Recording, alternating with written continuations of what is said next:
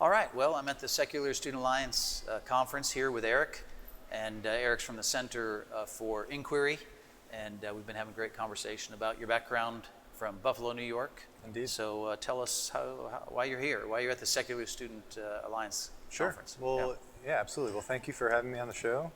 It's exciting to have an opportunity like this to kick off the Secular Student Alliance Conference. As you said, I'm representing the Center for Inquiry here, and our organization promotes science, reason, and secular values. So we really fit into a conference like this quite well, and it's great to be able to communicate with so many like-minded folks and to get to connect with students from around the country who are interested in the work that we do. I myself, identify as a secular humanist and a skeptic.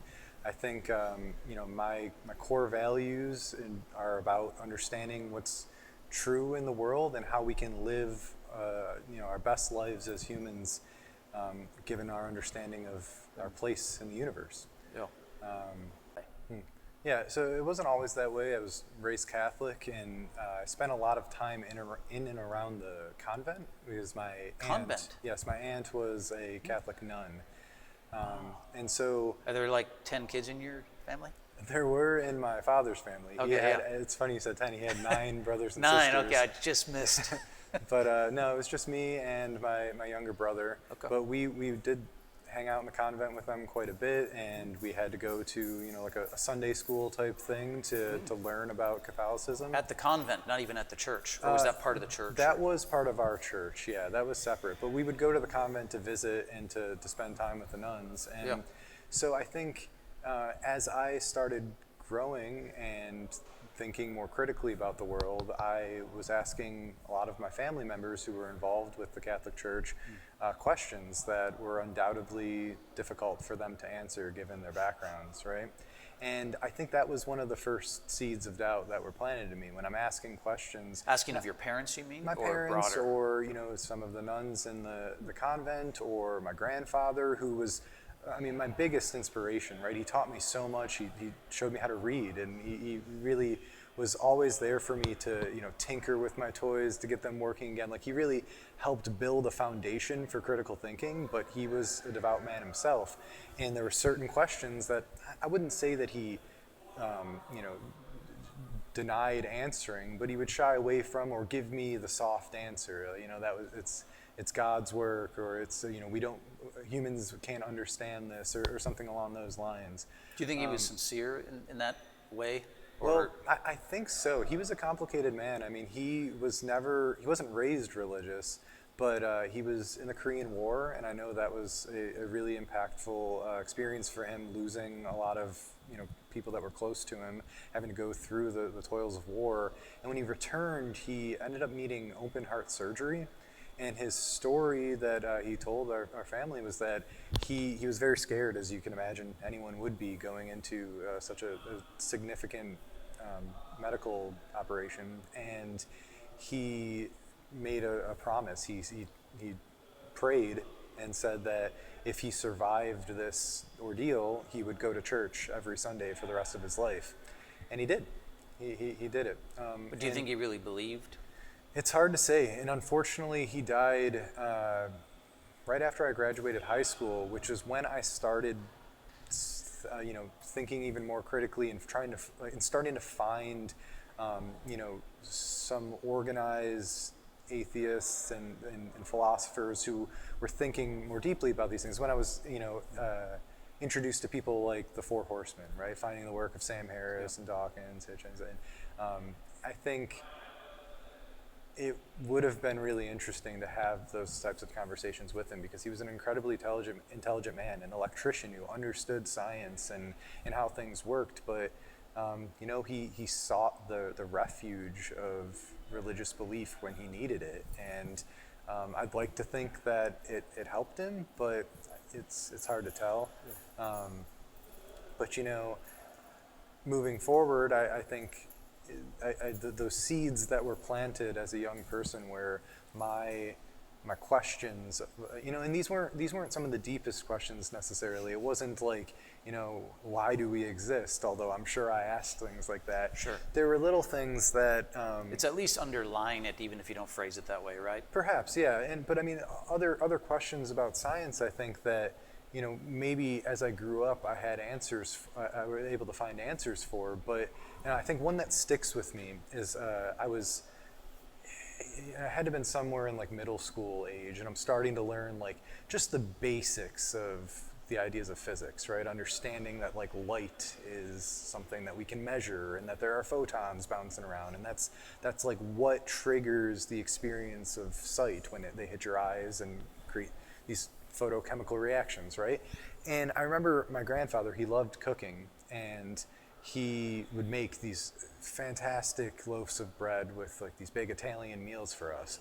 And I remember being out in front of my grandparents' house, and he was, cooking a loaf of bread, and I could smell it from outdoors. And I just, this fantastic smell. It's nostalgic just thinking about it.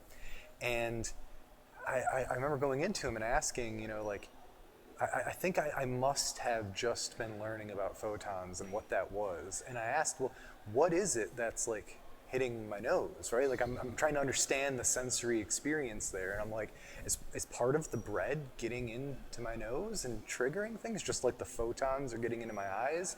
And then I thought about that, and I was like, what are the implications of that for things that aren't so good when they, like, that don't smell so great, right? Like, what is getting into my nose and triggering this? And I remember, like, my grandfather, who, again, incredibly intelligent man, so a man of science in many ways, being, like, just at least partially stumped, trying to understand, like, yeah, something does have to be going into your nose. And we thought about that, and then I sought out that information. And that experience of, like, being confronted with a scientific question that is based in my sensory experience, something that I'm like recording about the universe, and then seeking that information out and being fulfilled by the answers was incredibly impactful for me. And I think I don't think that I would have said this at a young age, but upon reflection, I think that is like part of what made me who I am today is being so passionate about finding answers and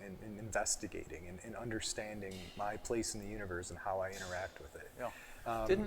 If I might just ask a question. Yeah. I mean, to me, a lot of the great early scientists, of the modern scientists, not like proto-scientists from the classical world, but Renaissance type scientists, Galileo and so on, they were clearly religious. And their belief in God didn't seem to be in competition with their desire. They were quite passionate about discovery, about trying to learn the nature, the truth of the universe and how it worked. And I think there's obviously still a lot of people around today who are scientists that have religious belief. And I get that they will look at science as having a limit, that its tools are awesome for determining things about the natural world, but that it's limited to just that. There's the way they're going to look at it. So what was there a point where you felt like, and maybe you didn't even think about that kind of stuff when you were in college or high school, I don't know, but there must be a point where you're like, okay, well, I mean, obviously people have done science and still had religious belief, and they've just thought of them as somehow they overlap, but they're somehow different categories or something. So yeah, I mean, I think what's your reaction to that, I guess? I think it's certainly possible, even today. I mean, it seems evident by what we hear from religious scientists that people do find ways to, have those things coexist in their minds. Yep. But for me, I think it was probably upon being introduced to people like Sam Harris, reading books like The End of Faith, and like thinking critically about the texts and what they tell us about the universe, and seeing not only that they don't answer some of the questions that I was looking for answers for, but they're also like deeply steeped in misinformation, like stuff that we just know to be incorrect about the universe today, and also highly like internally contradicting, right? And that's something that, as I've started to understand the scientific method and the ways in which we have successfully built these civilizations, right, from operating in this universe Yeah. the way we have, that became something that was untenable for me. Yeah. To hold I on guess to the that idea is, would be that where they do overlap, like the story of creation is at least something from Genesis about the world, is your conclusion was they overlap, but the religious texts just get it wrong. Or I guess in this case you're talking about the Bible, I assume. sure. Yeah, it just gets it wrong. So if it gets the science wrong, then why would I keep thinking the text has much value? Is that basically a way to... So I certainly would agree with that, but I think it's deeper than that, actually, Okay. because obviously there's a lot of people who don't think that, right? They don't Yes. think it gets it wrong. But early in this conversation, I identified as a skeptic and a secular humanist, right? Yeah. And I think that's where the key differences, or the key addition to what I'm trying to suggest about myself. I have this interest and passion for science and understanding the world, but I also want to utilize that information to find out how I can live the best life amongst fellow humans. Right. And that's another gripe that I think I have with the religious texts, right, is that they're not the best place for moral guidance. And that was something that was not only being claimed, but I was being, I didn't have any other examples as a child of where I could get that moral guidance from. I was being told that the way to live your life is through a relationship with God, and you can build that relationship by studying the Bible and what He tells us about the universe. Yeah. And I'd ask questions about, things like the Ten Commandments and their inadequacies. Like, that is supposed to be what we build our understanding of moral judgment on. It's supposed to be like how we as Christians and as Catholics, from my experience, like those are the rules, right? Right. And they're, just be frank, they're entirely inadequate. Why is there nothing in the Bible about why it's wrong to rape, right? I mean, that's just, to me, so, it's something that it doesn't make sense that we wouldn't cover a topic like that. And beyond that, there are also then, slavery is another good example for it. Not only is there nothing in there about why you shouldn't keep slaves, there are directions for what to do with your slaves, right? And that hit me from a young age, that was a red flag. And then as I grew as an academic and I started studying these things, formally, and as the goal of completing my master's project, I think that what that did was put those questions. Okay, maybe I take a step back there. So let me just go back real quick, because it sounds like you're saying is also where the Bible overlapped with moral questions. It was either inadequate or also contradictory or wrong, or at least inadequate. Mm-hmm. So in the case of science, where science has a certain method and the conclusions, where they're sort of widespreadly, where they're agreed upon with a sense of confidence over a period of time, with gravity or whatever from Newton, then there's this sort of extra confidence about it. But with moral questions, there's still a very high confidence about it, but obviously the tool or the method usually isn't the same. So like rape, obviously we're not going to disagree, right, about rape as a moral question. Very few people are going to say, "Oh yeah, why do they have a problem with rape?" That's not really something you're going to find many people anyway, who are normal people, morally healthy people, are going to disagree about that. But then, do you think that you still you still can use science to arrive at that conclusion the same way and have the same confidence about it, or is it in a different category then? No, I think that science can help us answer questions about morality. I think it has to. I think that, ultimately what we're talking about when we're talking about morality is the experience of conscious creatures, right? We're talking about what happens to creatures that have some sort of conscious engagement with the world, right? And if you, that's the bedrock for any moral discussion is, does the object in question have some experience that can be changed by the actions, right? Yeah. And if it doesn't, you can ask yourself what it would be like to find something that is the most morally relevant object in the universe, right? There's something out in space, the teacup, right? That's floating out there, and it cannot affect conscious creatures whatsoever. It can't be perceived in any way. And Right. it doesn't change the experience of anything at all. Well, to ask how that is the most morally relevant object is just, I mean, it doesn't make sense. I don't know what you mean by morally relevant if it can't change things. Yeah. And so, Because most people tend to think that science, you'll hear this a lot, right? That science tells us what is, but it can't tell us what ought. But you're saying, no, it can tell us what ought. yeah, Is that right? and I don't think that, it doesn't mean that it's easy, and it doesn't mean that we understand it all at this point, right? Like, I think it's possible that we don't know what we're missing in some spaces, right? And so, when we ask ourselves, what ought to be? Well, what ought to be, if there is something we can say it ought to be, it's I don't want to say this. It is something that exists in this universe as a substantiation of, like, physical properties, right? The experience of human beings is at base level happening in our brains, right? Yeah. If we're accepting what we learn from neuroscience, Right. our experiences are like epiphenomenon of the electrochemical reactions going on in your brains or in relation with everything else that's going on. It's an incredibly complex system. And I think that it's possible that the more we learn about neuroscience, the more we learn about our brains, the easier it will become for us to understand how different actions have experience on conscious creatures. And if those actions have impacts that are negative. I think Sam Harris in The Moral Landscape made this argument that, if you imagine as a thought experiment that there's the worst possible suffering for everybody, right? This absolute hell where there's no silver lining, things don't get better as a result of going through the suffering. It's just misery for everyone forever.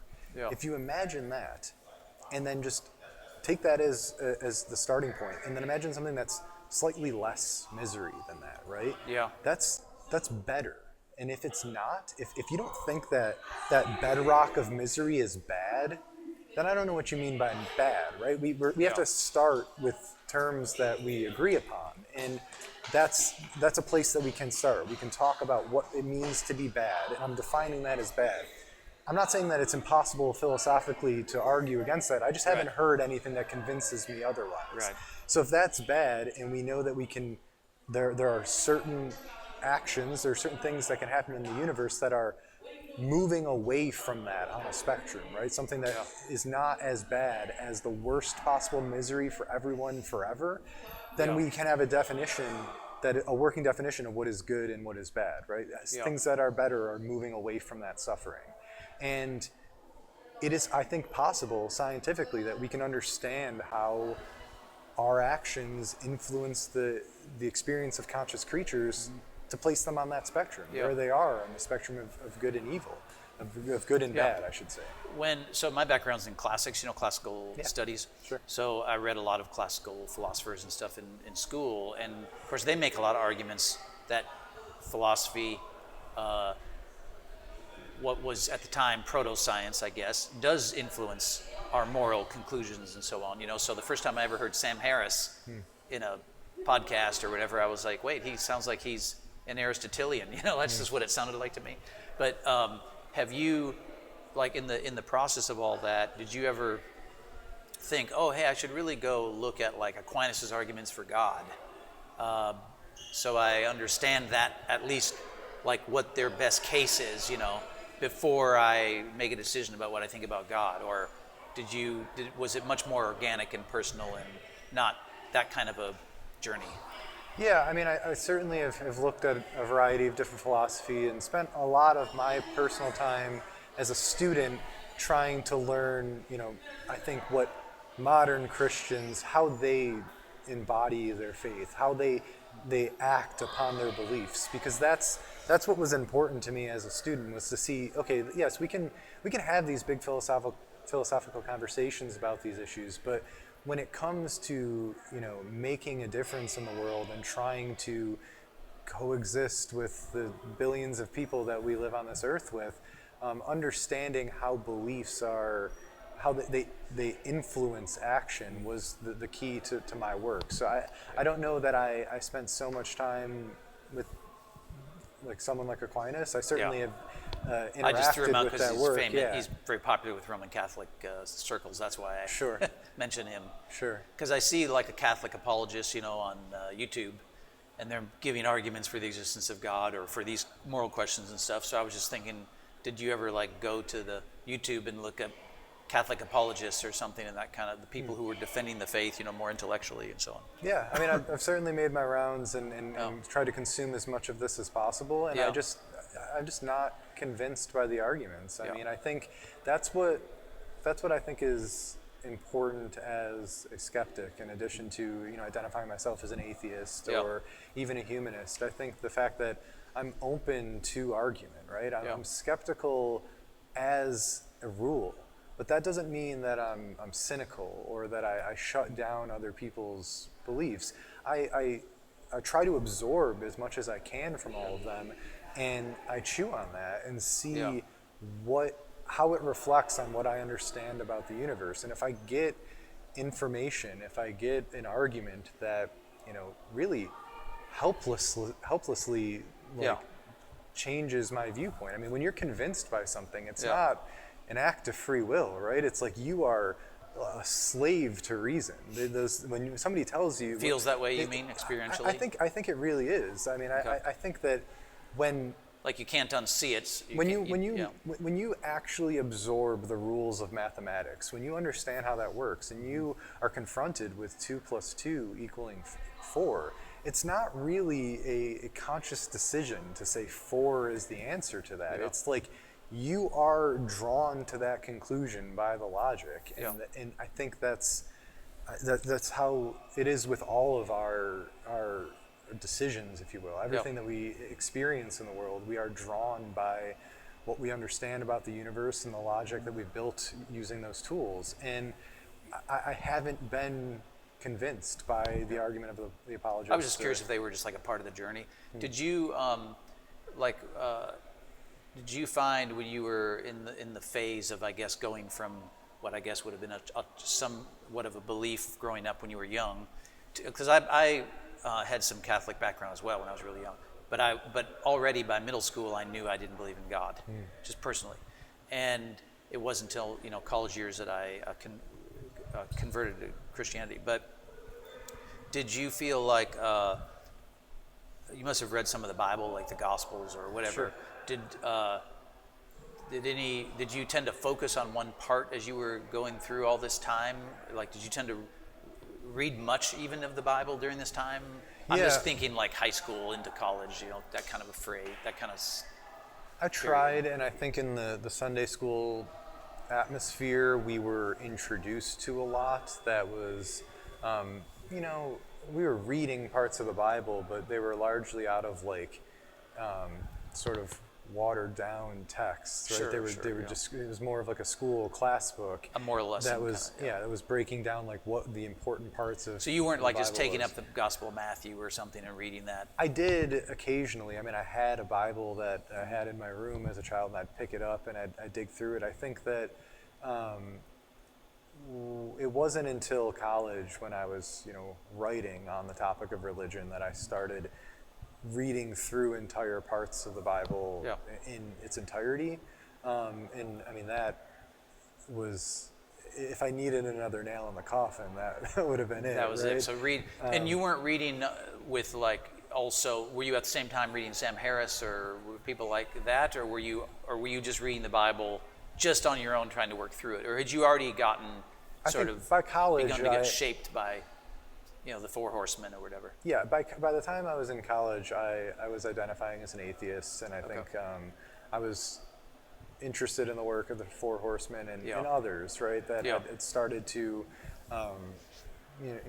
provide me a toolkit to work through these issues. Do you think you were able to read them objectively, I guess, if that's the right word for it? Because, as soon as any of us get influenced by a way of thinking, it's hard to not it's hard to set that aside no matter how skeptical you're trying to be. I find for me, it's very, very hard to set it aside, either side, you know what I mean? Like once you start being influenced, but I'm just curious if you... Yeah, I mean, as objectively as I read anything, right? I mean, Yeah. I think by definition, if I'm reading it, I'm coming to it with some amount of baggage that is my history and what I've already read. And what the important part of it is to me is that I was convinced by these arguments, right? Yeah. And I think that, yeah. Did you have anything that you, like, let's say when you're a few years after college, say, have you looked back and been like, one thing I really miss about this, about what I used to think, or maybe your parents still believe, or whatever, or something about this? What does that ever happen where you're like, I do kind of miss this? Because obviously people who believe, right, whether they're able to say it or not, I think the general idea is that they feel like their belief in God or Christianity or probably whatever the religion is, it provides kind of a horizon line that organizes the world for them, and then from that point on, those are the crosshairs they use to look at things, at least in the big picture, and it sort of orients it. Or maybe it's the hope of the resurrection, that there's life, or maybe it's all of that. I don't know, but I'm just curious for you, if there's, because obviously when you don't believe stuff anymore you used to believe, there may be something, I don't know, you miss, I don't know. Yeah, that's an interesting question, and I don't know that I've ever confronted it directly. I mean, nothing comes to mind, to be honest, because when I think about, because knowing you're going to die, and right. If I would think, because I used to not believe anything happened after you died, right? I just thought you died. Of and course. that seemed a little more depressing than the view I have now. Yeah, of course, the I idea don't want to feed that one into you. I was trying to see what you thought. The idea of an afterlife is comforting. So if I had to answer, right, if you're, I would say that sure, when I did believe that my family members were in another place, that was comforting. But I don't know that, like, I would say that I miss that, because even though I believed it at some point, that doesn't make it true, right? Yeah. To say that I miss it, I think is an accurate description of my mental state, because what I know is that if that isn't true, which I don't believe that it is, then I was mistaken, and I was perhaps delusional, right? I was operating in such a way that I was making decisions and acting upon the world in a way that does not reflect reality. Yeah. And I certainly don't miss that. It's probably not a good question when I really think of it, to be honest. It's probably not the great question, because, I mean, I wouldn't,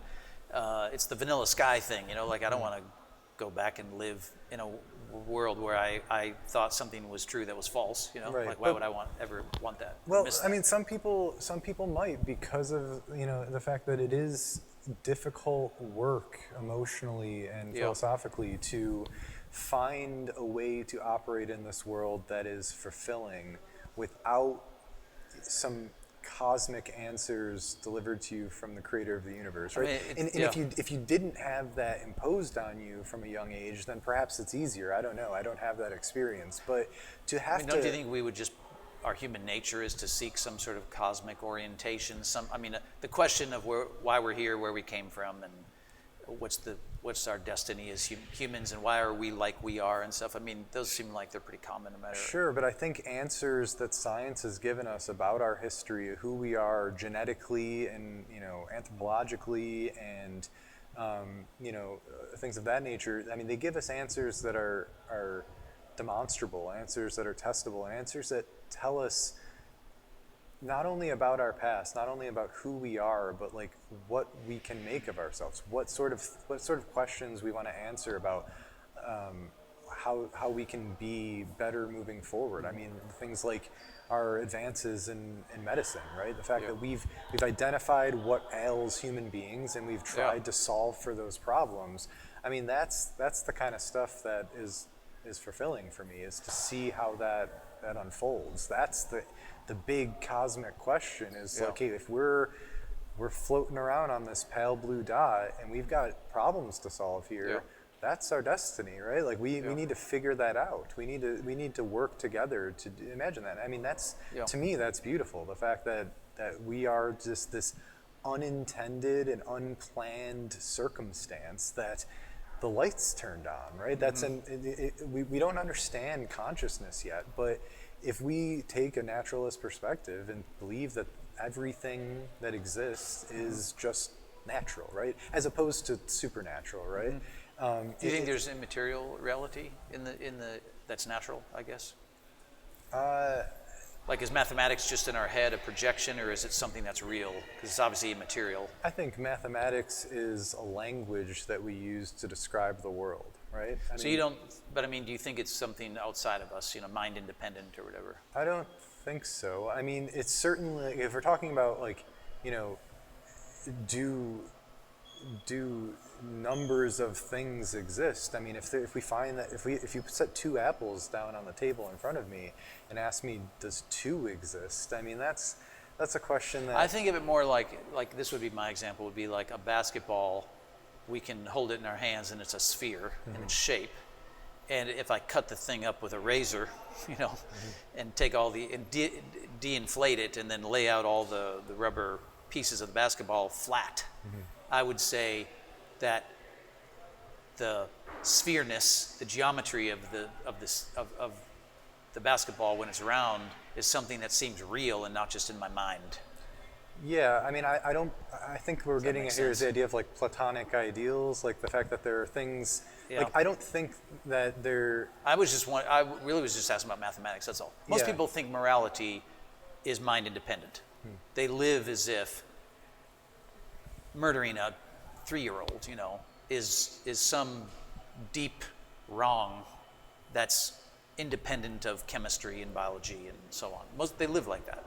They think it's something that's not just... I think that's born of a lack of just mind understanding of biology and chemistry, right? The reason that killing a 3-year-old is wrong is that it will impact the lives of conscious creatures, namely the 3-year-old who's now been deprived of any positive experience that he possibly could have been, but also of, anyone who loved that individual who now has to cope with the loss and what it means to be in relationship to a murderer, to know that there is this type of person out there. Like, you are putting so much on that scale of complete misery to the best possible well-being of humans. You are moving us towards that worst possible misery by committing that act.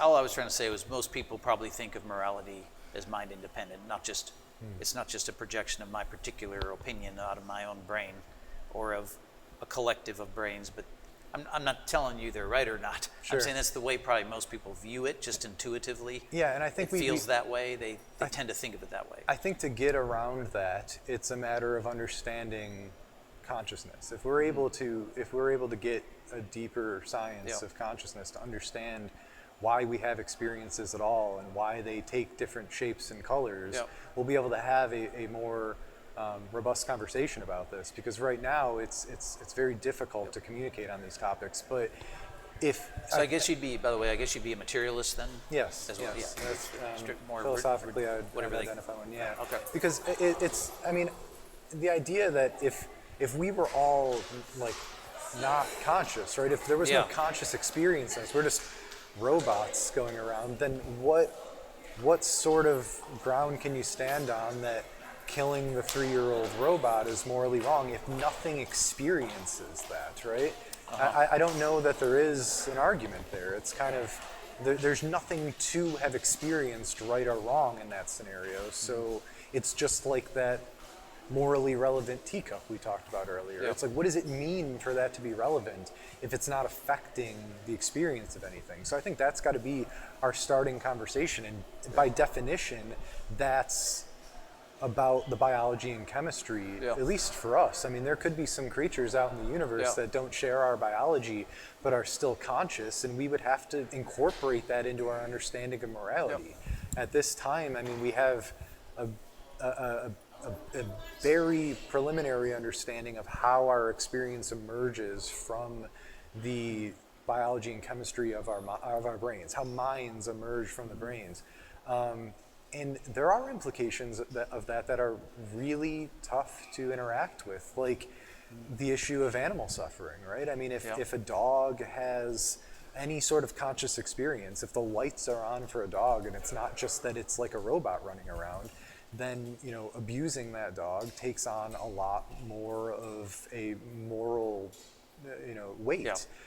In a way that kicking a rock down the road doesn't. Presumably, rocks are not conscious. I mean, there are philosophical strains of thought that believe that that everything that's consciousness is inherent to the fabric of reality. And if we were to find evidence for that was convincing, we would have a lot of moral reckoning. We would have things we'd have to understand, we'd have to cope with, we'd have to change our ways. But there's a reason why, me standing up right now and kicking a student that walks by is a morally objectionable issue in a way that if I go kick that pile of rocks out there, no one's going to really bat an eye. I mean, you might think I'm a little strange kicking that pile of rocks, but they're not going to ask necessarily moral questions about my action in the same way as they are, is that if I'm inflicting harm on another conscious creature. And the fact that that's I think that's something that most people would agree with. We would understand that when you work through that issue. I think it is convincing,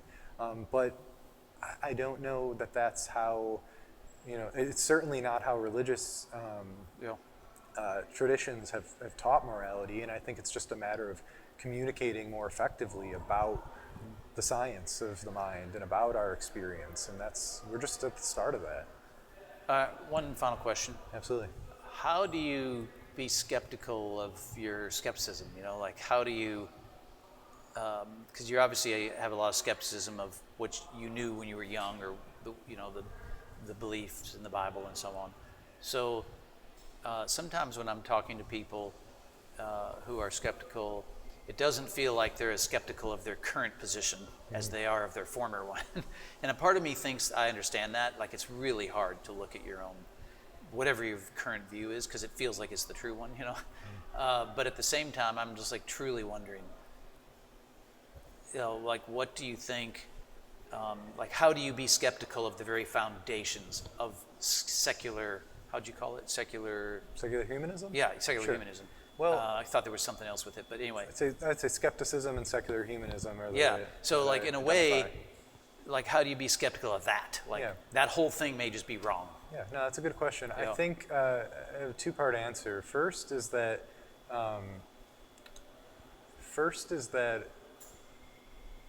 I think because I have already gone through that reckoning with my Christianity, right? That I have been. I'd come to conclusions about the nature of reality through the Christian lens, and I had to. Okay, let me restart that. I think that because I've already gone through that with my Christianity, where I had a set of beliefs, and through thinking critically about them, I had abandoned them and replaced them with other views on the world. It might be easier for me to be open to that sort of transition moving forward. So if I'm presented with information that contradicts my beliefs, maybe, and I mean, because if I were presented with information that contradicts my beliefs, I've already gone through it, right? So I think if I'm convinced by an argument, I will take that in, and it'll be my new working argument. It'll be how I see the world. And believe me, things still do change my perspective on things. I read a lot. I'm trying to consume as much as I can about the current state of science and the current understanding of the universe. And I certainly don't think that I understand it all. Yeah, it seems like a pretty reasonable answer to me. I said that was my final question. Actually, I do have one more. I just thought of one, which is what? Well, actually, before go ahead. You finish. You finish. I do want to add the other part. No, you did say two things. I think that the second part is that what I've replaced that religious belief with isn't a new set of dogma, right? So I'm not replacing Christian belief with scientific or skeptical belief per se. What I'm replacing with is the process of science, which Isn't that a dogma, the process of science? No, I The don't. commitment to that being the source of all truth? Or But I don't think you have to. I don't think like what I see science as, and I think what most scientists today see science as, is that process. You don't have to believe anything without evidence to use those tools, right? It's not a series, it's not a set of beliefs that you are asked to take in. It is a process that by its nature you use those tools to interact with the universe. And if what it's about making a hypothesis and then testing it, right? Yep. And if you make a hypothesis and then use the tools of science to test it, and you do not get, and it doesn't stand up to that scrutiny, then you cast aside those beliefs. Do you think you can do that, like even like when you decide whether you're going to get married and stuff? Like big consequential decisions that are personal, relational, or whatever. Can you do the same thing? I think so. I mean, I think I've done it already in a lot of my big decisions in life. I mean, I am married now, and my wife and I have talked about the question about whether or not we'd like to have kids, right? And we had to kind of work through what that means for us as a family and as individuals.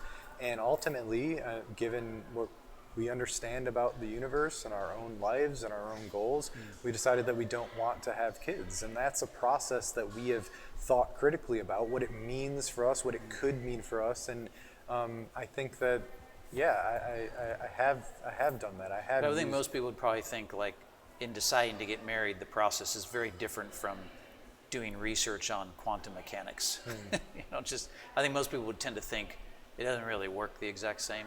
Well, I mean, I would ask them why it doesn't. I mean, okay. I think the emotional weight of the decision data is not like so that. dispositive, right? Well, like it can't tell you exactly what the conclusion is. Sure, but it's impersonal versus personal. Well, the data can tell you what you can expect that marriage to play out to be. I mean, there are data on how many people get divorced in the end, and that's something you might want to consider when you're getting married. I wasn't saying.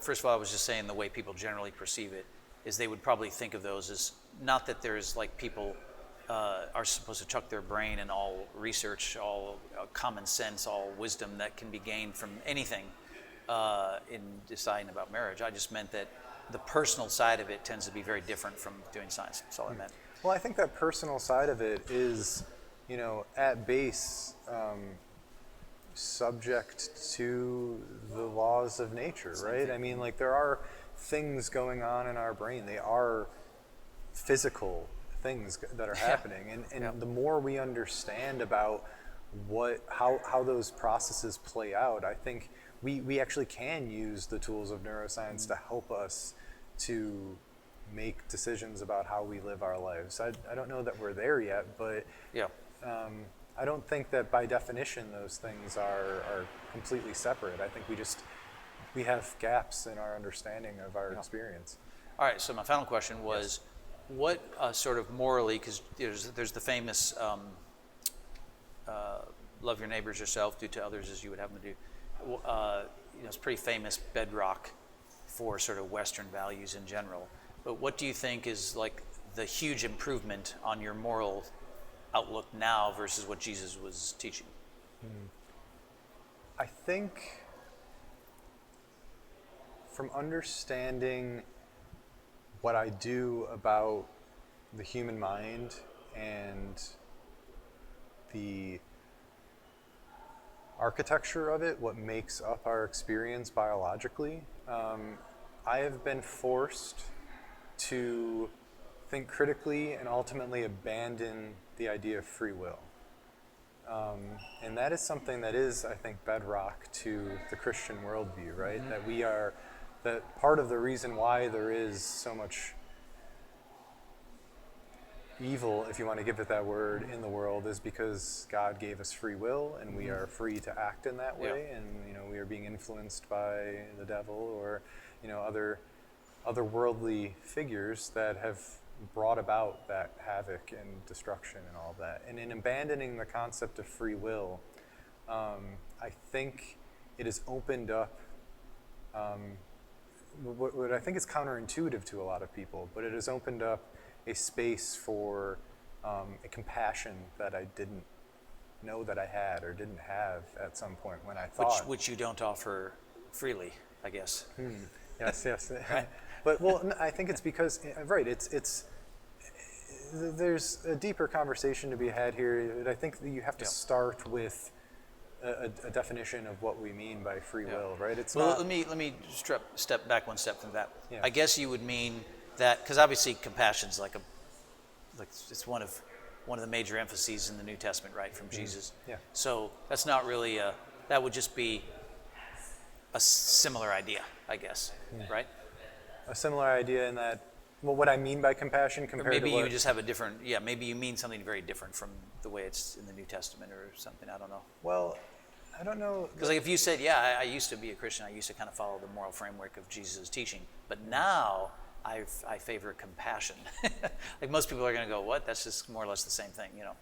Well, I don't think that despite the idea that Christianity is a faith based in love and compassion, I don't know that it's all that compassionate. You use the terms, but you're saying like when it says love your neighbor, do to them as you would, all the stuff Jesus said about if they ask for a cloak, give them 2 coats, all this kind of stuff is in the end, it's not really compassion. Well, is it all that compassionate to tell your fellow Christians that, they were born into this world of no choice of their own and forced to operate within the confines of this world, and if they don't participate in it in a certain way that sometimes is very difficult to do based on their biology or their upbringing, so the place in which they were born, that they are damned to burn forever. That's not an incredibly compassionate idea to me. So I guess the way, you tell me if I'm saying this right, what you would say then is that Christianity sort of used these terms like love and mercy and compassion, but forbearance, but really it's a kind of fraudulent use of these terms or something. And that's not to say that no Christians love or feel compassion or do any of this. It's just that I think Christianity isn't... At least, let's just talk about Jesus. From just looking at his teaching, you just were trying to, I think draw some other things from his teaching. But you're saying he would have used the terms, but you think the way you think of love and compassion now is sort of vastly superior to the framework he was working with or something? Not necessarily. I don't know if I'd use the words vastly superior. I think that a lot of Jesus's teachings are good lessons, right? I think a lot of what you get from a lot of religions is workable. They're the golden rule is a rule that makes sense. To treat others how you want to be treated is Parable fine. of the Good Samaritan or whatever certainly sounds nice. But it's a matter of how there's 2 things at work there. Is like how we're getting to those conclusions, and how and what other baggage comes with those beliefs, right? And so I don't think that Christianity is necessary or even sufficient to really make an argument for love and compassion. I mean, I think that the reasons that we're told, at base boil down to, like God told you to, right? Yeah. There's this figure in the sky or wherever that is ultimately threatening you with hellfire to not act a certain way. How does that square with like the idea that he was crucified freely according to the Gospels? So how even just trying to make sense of it, like how at one level he's dying for everybody, so that seems like that's pretty nice. Well, right? It's never quite made sense to me why that was the path in which salvation came. It's like God created the universe and the mechanics of it, right? He could have lined those things up any way he'd like, and there was, in the realm of possibility, his whatever limitations he put on the universe, one possible way that the world could have played out, even given free will, right? Given the decision-making processes, is that he would have to send himself as a human to the earth to be murdered to save the people. I mean, that's just the logic there never lined up for me. It's like, what are the mechanics in which his death in that circumstance gave us any sort of salvation? What is that? And that's a question I've asked Christians for the better part of the past couple decades, and we're told God works in mysterious ways. That would not seem very convincing to me, if that was the answer. I wouldn't be persuaded by that. I have a thought on it, but I was trying to just try to understand what you meant earlier about it says this, but then Jesus also said this, and then when you look at the whole thing, it's sort of a rejection.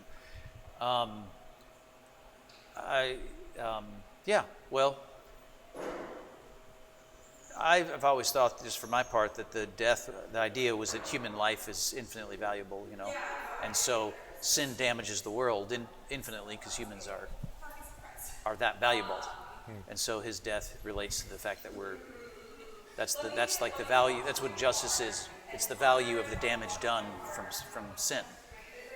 If someone murders my daughter, then there's no if someone said, hey, this person murdered your daughter, so we're going to have him give you $500,000. I would be like, what? They could say, I'm going to give you $100 trillion, and I would say that wouldn't even come close to her value. Right.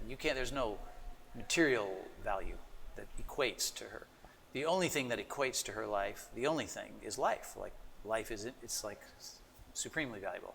So I always thought that was sort of the idea behind his death, is that sin has damaged the world. Well, how do you measure that? What would be the measurement to that? The only measurement is life. That's why life is for life for life. Because the only thing that equates to it. There's some sort of magical thinking embedded in that, though. Is that I still would demand some sort of physics of the transaction there to really be convinced that life is that valuable, you mean? No, but what he did in dying changed the future of humanity. How did that pave us a pathway into heaven? And again, if God created the limits of the universe, if he built this architecture, then he built that into it. And that's a question that I have. Why? Yeah. Why is that a possible outcome when he created the universe? I mean, we're told that it's because he gave us free will and that he allowed us to make that mistake. And I just think that that's an absurd thing to worship as a creature who would do that. But then I'm confronted with the idea of a deeper questioning of the concept of free will, and to not find it when I seek it. Right? I mean, this is something that a number of philosophers have looked at, and I think that when you abandon the idea of us having free will, it becomes a lot more difficult to cast blame on others and to revel in something like revenge, right? And instead, it opens up for me, and I think many others who've gone down this path, an experience of understanding that we are all just stardust operating on this planet, and we are subject to the laws of physics, and things are going to play out as they do, and we're kind of just along for the ride. The concept of judgment per se takes on a different weight when you think of the world in those terms, especially when you're not being threatened by hellfire on the other end. We were asking people to treat each other well because we know what it's like to be treated well and what it's like to not be treated well, and we can make judgments on that based on our experience, right? It's a work in progress. It's something that we're developing, and I think that's that's to me more. It's a project that I want to be involved in, and I appreciate that project, and I want to play my part in it. Great. More than I want to be, you know, told. Yeah, maybe I'll just end it with that. Yeah. Yeah. Great. Appreciate the conversation. Yeah, Truly. absolutely. I'm sure we could go on and on. Maybe we'll get you to the regular podcast at some point. Sure. Yeah, this is fun. So really enjoy that. But thanks for having or agreeing to the podcast, and hope you have a good conference. Yeah, you as well. Thank you. All right.